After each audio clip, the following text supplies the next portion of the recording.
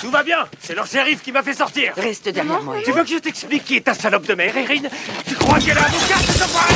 Eh ben pas du tout. C'est un putain de monstre. Tu sais ce qu'ils font en vrai? Pour qui ils travaillent tous, Erin?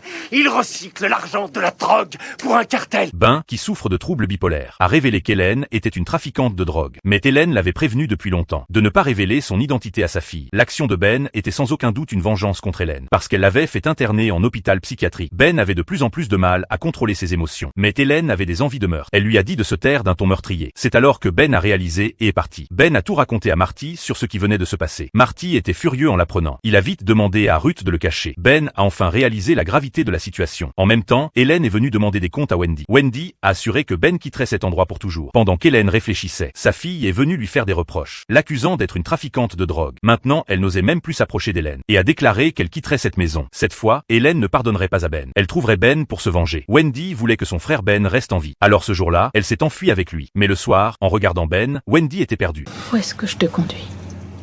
Où est-ce que tu pourrais aller te rétablir? Tu sais, partout où je vais, c'est toujours pareil. Il y a forcément un endroit quelque part.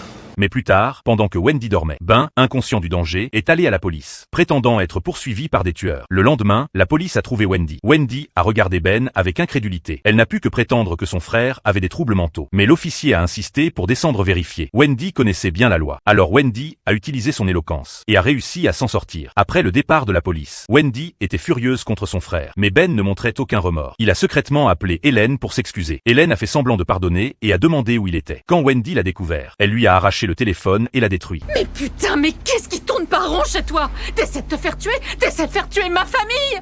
Si t'as envie d'en finir, t'as qu'à te jeter sous une voiture. Wendy était folle de rage, parce que Ben ne pouvait pas contrôler son comportement. Ensuite, ils sont allés à l'épicerie pour se ravitailler. Mais Wendy a remarqué que Ben achetait quelque chose en cachette. Elle a demandé au vendeur avec résignation. C'était un téléphone jetable. Mais cette fois, Wendy ne l'a pas empêché, parce qu'elle n'avait plus aucun espoir pour Ben. Continuer ainsi finirait par tuer toute la famille. Ce soir-là, au dîner, Wendy a trouvé une excuse pour aller aux toilettes. En réalité, elle abandonnait Ben. Elle a envoyé la position de Ben à Hélène. Mais Wendy ne pouvait plus contenir ses émotions et pleurait de douleur. Ben avait déjà été repéré par le tueur.